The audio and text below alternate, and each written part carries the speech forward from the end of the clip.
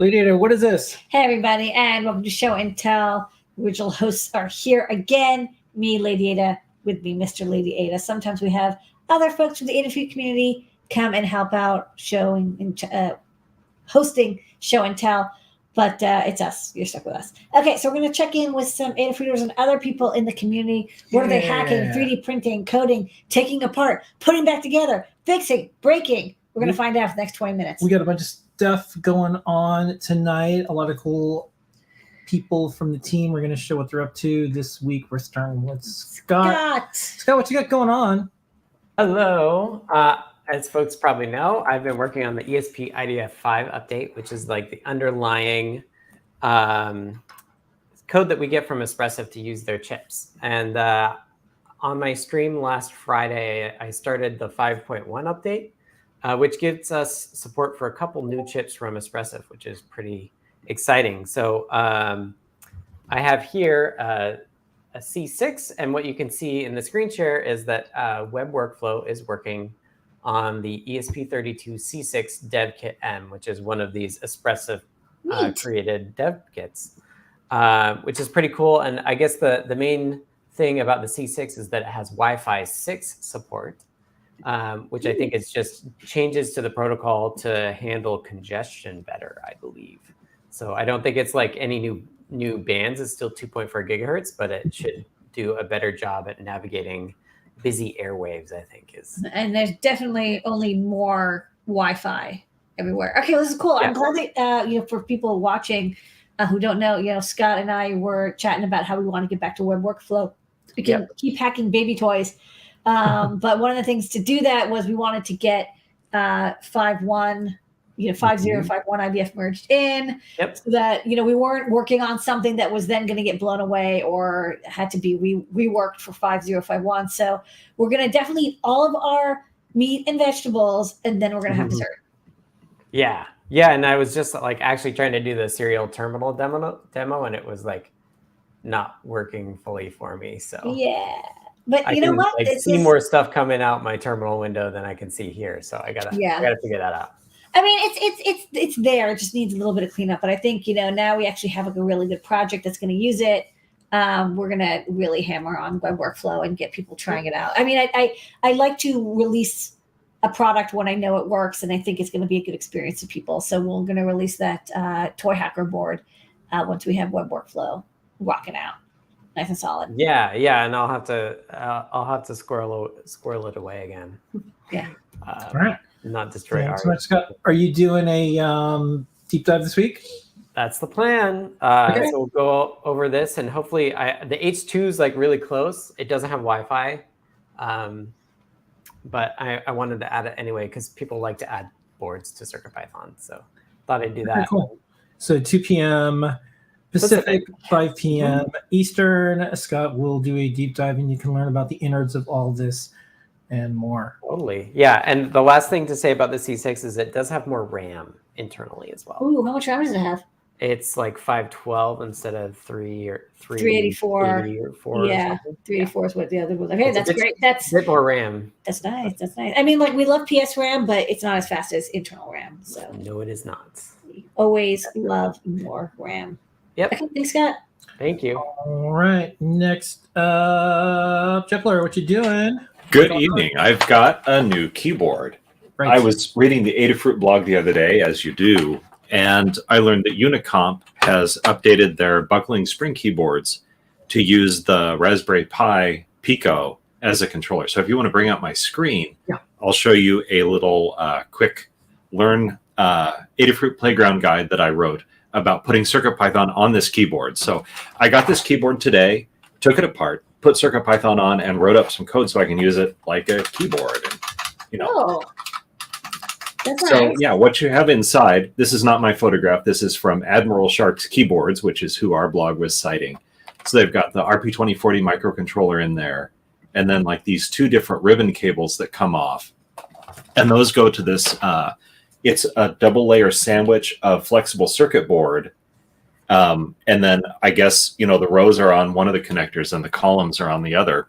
Yeah. And it's a little bit wonky because the matrix is 16 by 16 elements. So to scan a column, you have to set the 3 address bits and then set which of the 2 like MUX chips is enabled, and then you can read off the row of pins. So you can't do it with the keypad module, but you can do it in pure Python. Okay. And anyway, so this is up. I'll drop the link on Discord, but it's like the most professional keyboard that you can get, and put CircuitPython on in like the space of it's natively supported. That's cool. It's fascinating. They actually, like, when you said Pico, I kind of assumed that they were like, oh, we redid the board to have RP2040, but they like. Yeah, no, it's literally we glued the module on, or soldered it on, I should say. It could have been just like easier for, it could have been like, well, we don't have space constraints. And for manufacturing, if you're paying for, if the manufacturing is expensive, having a ready to go board might be cheaper, I guess. Or maybe it's just speed. You just want to get to I don't know. I mean, obviously you're picking and placing one item instead of all those items. Maybe there's a savings there. You were saved from having to do the design. I don't know what their trade-offs were. It would be really fun to hear from them about why did you do it that way.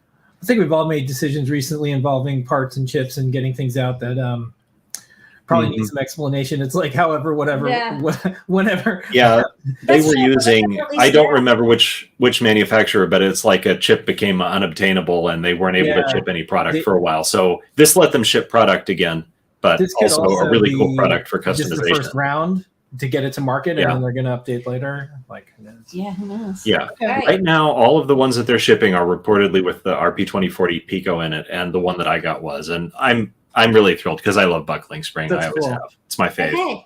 All right. Thanks so much, Jeff.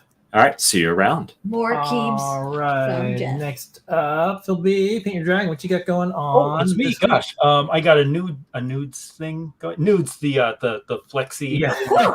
It's a family show. Hey. Yeah.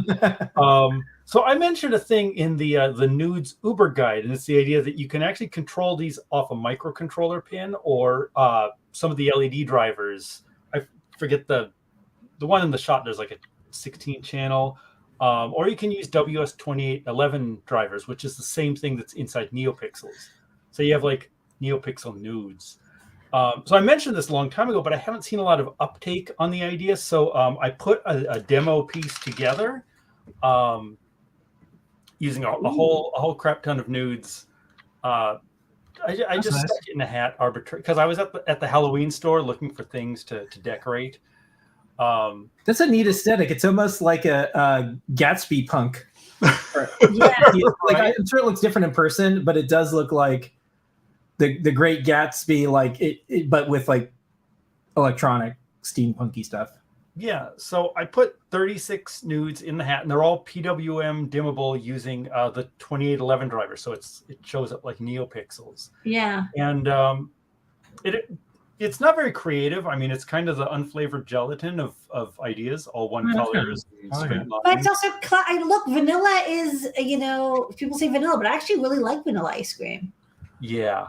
Well, it at least showed me the idea, like it holds together, and it took a lot of grappling on those LEDs to get them all in there, and I thought I was going to break them. And no, every single one got through just fine. Works great. So maybe I'll do something a little more colorful or interesting shapes or something. Yeah, I don't know, but it looks great. There's the idea. Together.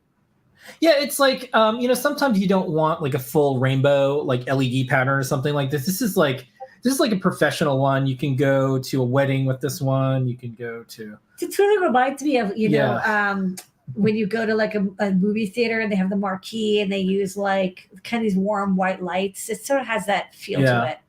Yeah, though I think using multicolor, it could do some very cool neon. And the old animated neon signs could be replicated. In nature. All right, very cool. All right, digging it. Thank you, old sport. That's a great Gatsby line. Okay, bye-bye. Let's go to JP. JP, what you got going on? Hey, what I got going on is a revision to my SynthIO fundamentals platform. So I just have finished writing up the SynthIO fundamentals guide, and I'd been doing examples on what I thought was kind of the minimum viable synthesizer we could put together from the shop, which was a QT Py with a audio BFF for the I2S amplifier. And then Limor said, hey, wait a second.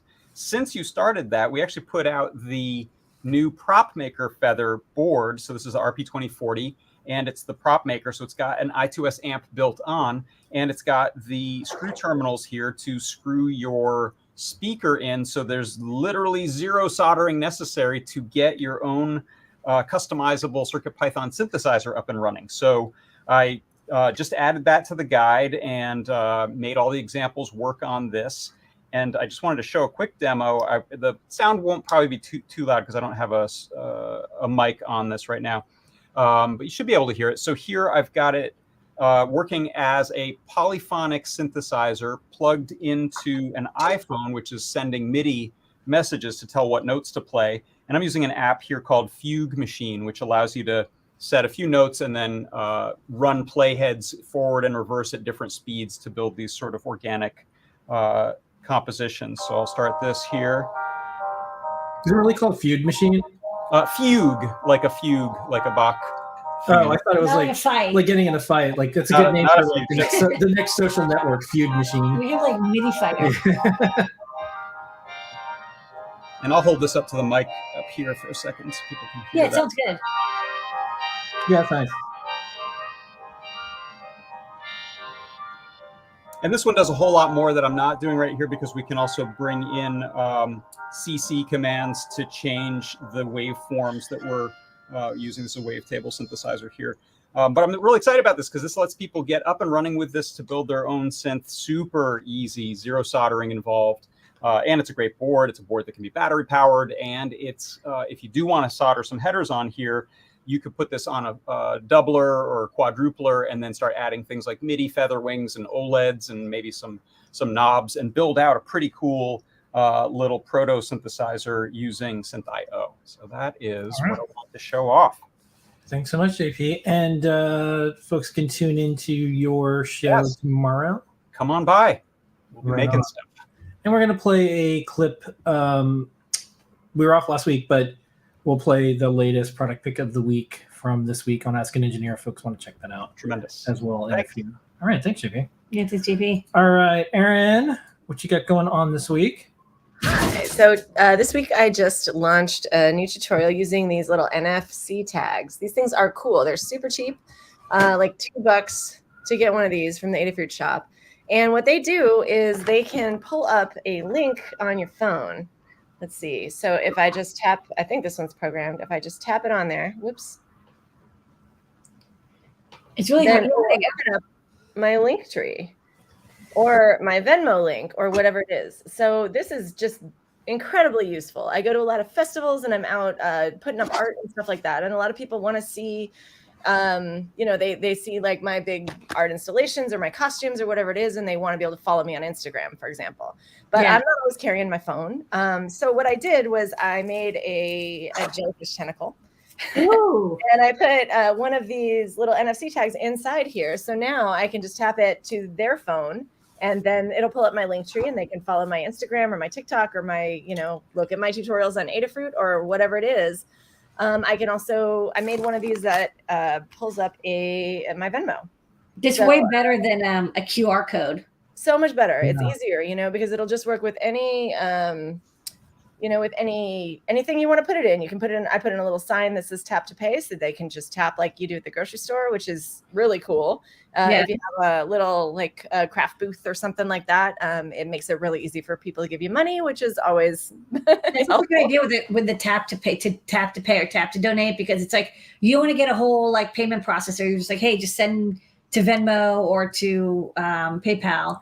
Yeah, and people do it now with QR codes. They have like a printed out QR code, but you have to go and scan it, and then there's always like a reflection, and you can't get it. You have to click on it. Yeah, with this, you just hold your phone up, and it just tap, and you're there. All right, good guide. Yeah, we'll show that off in the show. Cool. And these things come out in shape, so there's buttons and cards and stickers and keychains and stuff. So like it's just the coolest idea. Really, you can decorate it. QR codes just remind me of menus during the last few years at restaurants, because there's no more paper menus. It's like the QR codes it's not fun. It's not like, yay, QR code. I'm going to have fun. Or it's like, is this going to like open up a malicious link or something like this? So this is kind of nice. It's almost magical. It is quite magical. All right. Thanks, Aaron. Thanks, Aaron. All right. Speaking of magical, Anne's always coming up with something fun. Anne, what you got going on this week? Well, I got a new revision of my circuit board Lcars touchpad. So each of these is a capacitive touchpad, and for each button, if you push it, it lights up. Now I'm pushing 10, and the 2 is lighting up because I still have a bug in it. So I went back to the boards and made a new schematic and double checked all the data and the sheets and everything. So now I've got the schematic right. That will translate into the KiCad board layout. And hopefully by this weekend or so, I can get another revision sent out, hopefully the last revision. But the second revision boards are kind of neat. They're half as thick as the first one, and they still have the nice capacitive touch working. And I think the light transmissiveness is a little better. So it's coming along, and hopefully soon I'll be back with the final ones. I'll write up a guide on the Adafruit learning system, and you can make your own or mix it up and make different types of boards. But using PCBs makes it super easy to make these kinds of displays rather than using acrylic and covering it and then LEDs behind it. It gets complicated fast, whereas some of the new manufacturers can print some really nice designs like this one. And we were off last week, but happy Star Trek Day. We're going to play some of the videos that we were recording. We're doing video work for these tiny displays. So it'll be neat when folks will be able to put some of the videos that we showed, like the Star Trek animated series, on like a round display or a different display, and then use something like that to skip chapters or control it or whatever. You can kind of build your own little Star Trek device. I think we'll probably see a tricorder almost instantly once we get these displays shipping. And then folks can spin up their own boards to make the interface and all that. So it'll be kind of cool. I'm looking forward to it. I love the things that are going on, and some of the new revisions of CircuitPython I think will help me finish making my little M4 computer from the original series. Yeah. Displays. Right on. Okay, thanks so much, Anne. All right, thank you, Anne. All right, we're going to go to Paul and then DJ Devin. Hey, Paul, what you got going on? I've got a new project. I like music projects, and Yes. let me see if I can. Where do I change my camera in this thing? I have a Raspberry Pi that's just been sitting on my desk for years. And I picked up an S3 matrix portal a couple weeks ago too, and I came across the ShazamIO Python library for CPython and thought to myself, that's a new project right there. So I got one of the little $6 USB microphones that you sell in the shop and plugged it in the Raspberry Pi, and it records a little sample, a 10 to 30 second sample every couple minutes.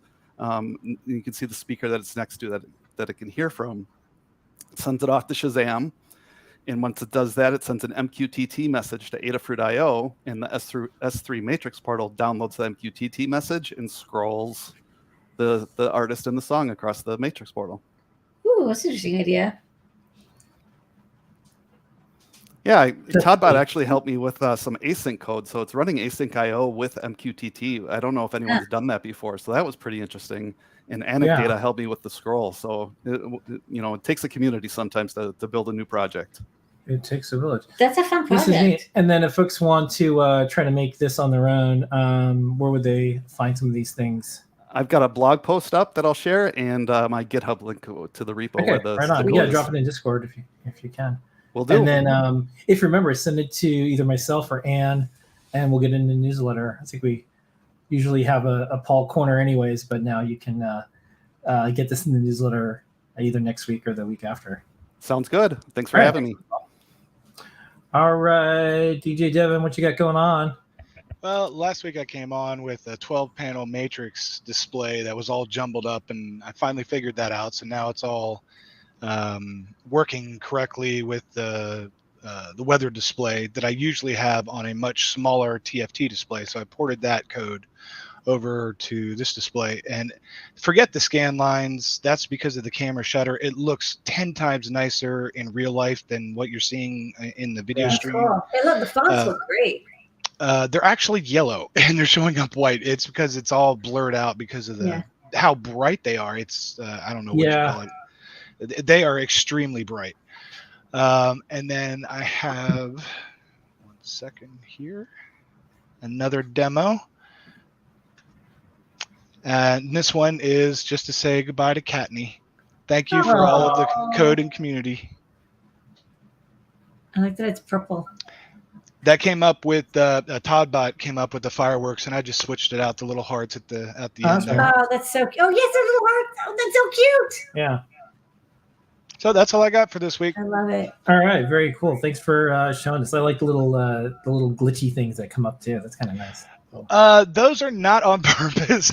I know they're not, but they look great. I think it's just because it's so much current. When you turn all the LEDs white, I spent a lot of time in video editors to get that effect. So I really like it. Yeah, the glitching is cool. It's running on two 5-volt, 18-amp power supplies. And C. Grover in the meeting said, I'm running enough juice through it that it's almost like an arc welder.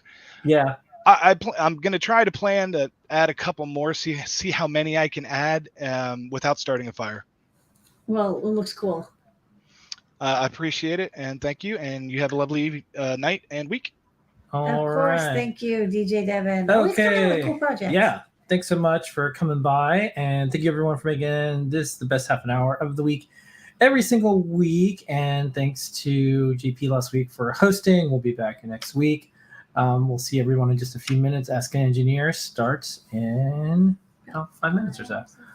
Bye-bye, everybody. See you on the other side.